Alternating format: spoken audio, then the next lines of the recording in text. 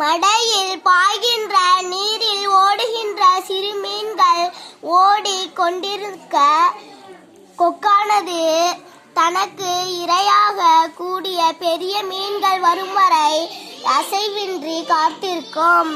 அதுபோல தமக்குரிய காலம் வரும் வரை சிலர் அடங்கியிருப்பார்கள். அவர்களை அறிவில்லாதவர் என்று எண்ண வேண்டாம்.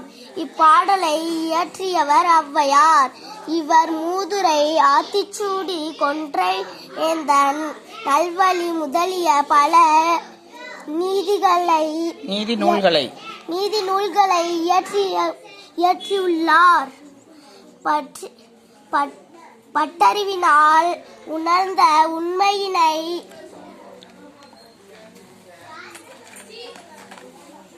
Thank you, teacher.